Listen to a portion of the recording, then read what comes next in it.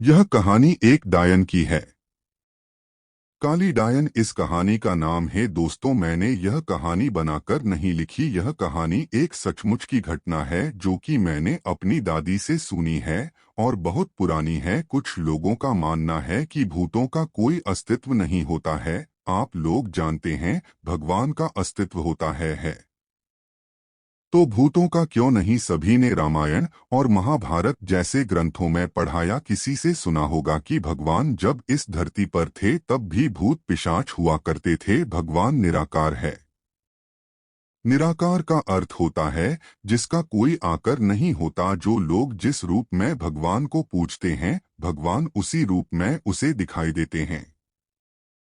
तो प्रेम से बोलिए भक्त और भगवान की जय। और समय व्यर्थ न करते हुए मैं आपको अपनी कहानी की ओर ले चलता हूँ। बहुत पुरानी बात है, तब पानी के ज्यादा साधन नहीं हुआ करते। लोग कुएं, बावड़ी, तालाब आदि से पानी पिया करते थे। तो यह कहानी भी एक तालाब की है जो कि उस काली डायन के जादू से अमृत से जहर बन गया था।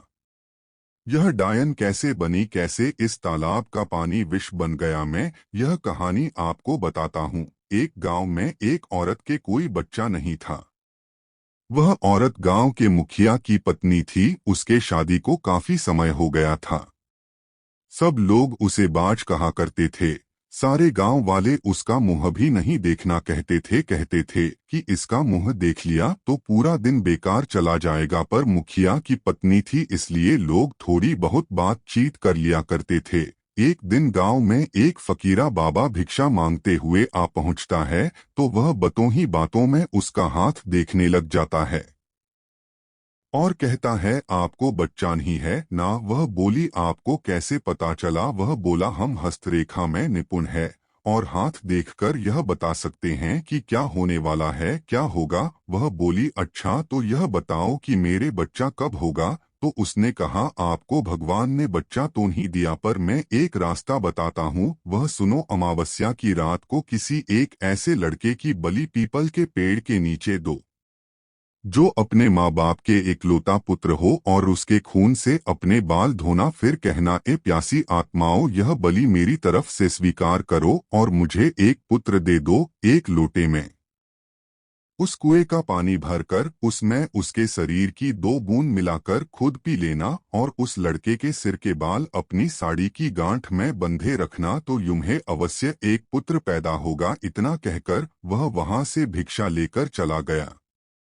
उस दिन के ठीक 3 दिन बाद अमावस्या थी। उस औरत ने वही किया जो उस बाबा ने बताया था। उसने अपने देवरानी के लड़के की बलि दे दी और खून की 2 बूंदें पानी में मिलाकर खुद पी लिया और उस सिर के कुछ बाल को काटकर अपनी गांठ में बांध लिया और बिना पीछे मुड़े अपने घर आ गई। सुबह गांव वालों को पता चला कि मुखिए के भाई के बेटे को किसी ने मार के वहां फेंक रखा है। जब यह बात मुखिए और उसके भाई ने सुनी तो वह नंगे पैर दौड़ पड़े। धीरे धीरे सारा गांव इकट्ठा हो गया।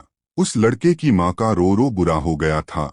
तब किसी व्यक्ति ने हिम्मत जुटाकर उस सिर को धड़ से जोड़ा और उसे नदी में बहाने की सलाह दी। वैसा ही किया। लोगों ने उस लाश को पानी में बहा दिया। सब लोग यही कह रहे थे, किसने किया, यह सब कैसे हुआ? सब लोगों के लिए यह घटना चिंता का विषय बन गई थी।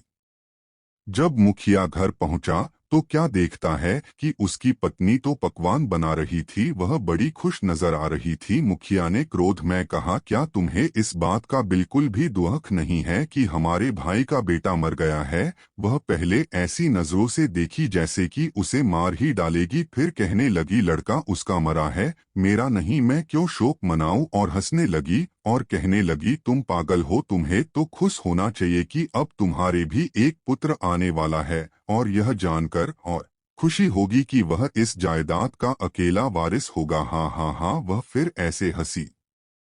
यह देखकर मुखिया से रहा नहीं गया और उसे जान से मारने के लिए तलवार उठाने चला गया। वह अंदर तलवार ढूंढ रहा था पर तलवार नहीं मिली। जब वह पत्नी के बेड के पास पहुंचा तो क्या देखता है कि सारे कपड़े खून से लथपथ हैं और तलवार भी वही पड़ी है और उस पर खून लगा है। वह यह सब देखते ही समझ गया कि यह सब इसने पुत्र प्राप्ति के लिए बलि दी है। उसने उसे मारने का विचार बनाया कि अभी मैं इसको मार दूंगा तो सब लोग मुझे गलत समझेंगे, और वह वहां से चला गया। उस दिन से गांव में ऐसी ऐसी घटना होने लगी। किसी की भैंस मर गई, किसी ने उसे मार डाला और उसके शरीर के अंग इधर उधर फैले पड़े जैसे कि किसी ने उसे नोच नोच कर खाया हो। तो किसी दिन किसी का कुत्ता, किसी का बछड़ा, तो किसी की बकरी मर गई, और उसी तरीके से वह मर रही थी जिस तरीके भैंस को किसी ने मारा था। ऐसी घटना से सारा गांव परेशान था। किसी को यह समझ नहीं आ रहा था कि आखिर हो क्या रहा है।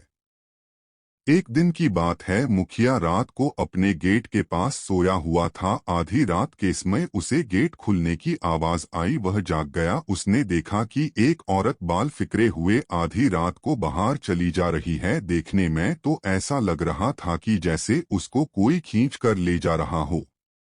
भादों अगस्त की काली रात थी। चारों तरफ से आवाजें आ रही थी, कहीं शियार तो कहीं कुत्ते भौंकते। ऐसा लग रहा था उसे कि जैसे यह रात जाने क्या क्यामत ढाएगी। अचानक उसे एक गाय के बछड़े के रंभाने की आवाज आई। वह समझ गया हो न हो यही सारे गांव की बर्बादी का कारण है।